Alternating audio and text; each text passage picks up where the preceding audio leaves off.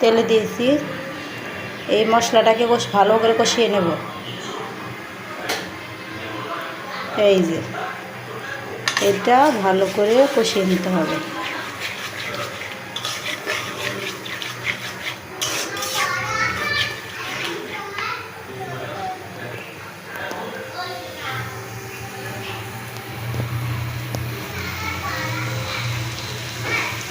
এভাবে সব কিছু হলুদ, মরিচ, লবণ, কাঁচামরিচ, পেঁয়াজ, আদা রসুন বাটা সব কিছু এভাবে তেলে দিয়ে ভালো করে কষিয়ে নেবেন।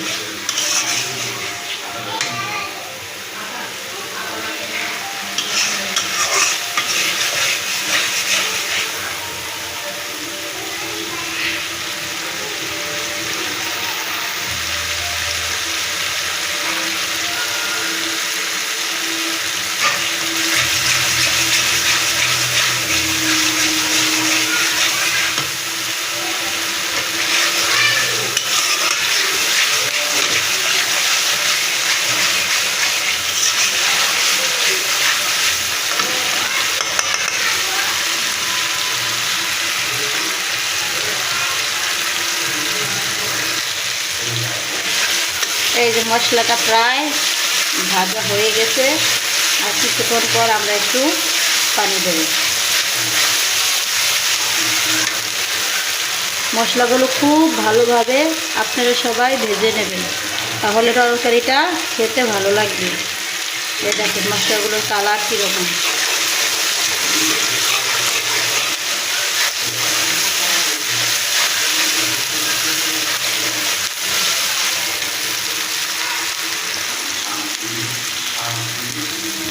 মশলাগুলো প্রায় ভাজা শেষ।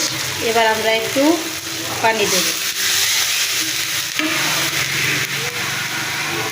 পানি দিয়ে এটাকে ভালো করে মিক্স করে কিছুক্ষণ অপেক্ষা করব।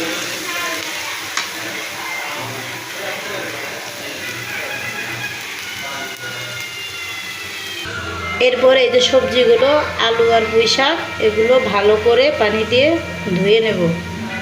এগুলো এভাবে ভালো করে পানি দিয়ে ধুয়ে তারপরে তরকারিতে দেব।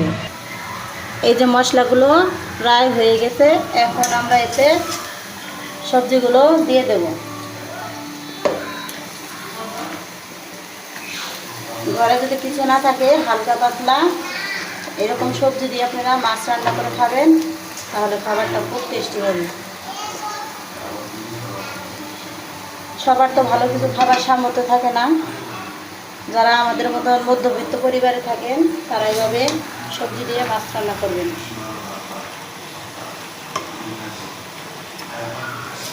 এবারে এইভাবে ভালো করে মশলার সাথে সবজিগুলো মিশিয়ে নেবেন।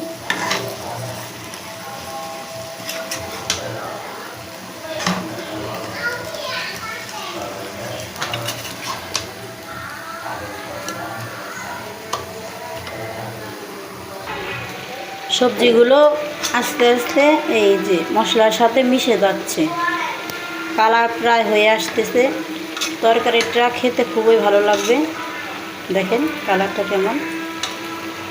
সবজি কিন্তু খেতে মজা।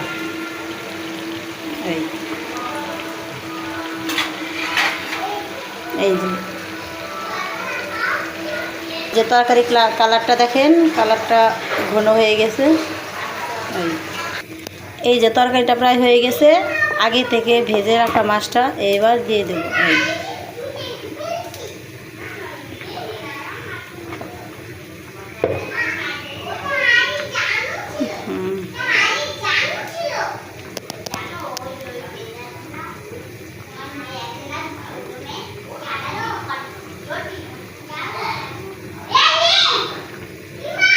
এই যে মাছগুলো দিয়ে দিলাম।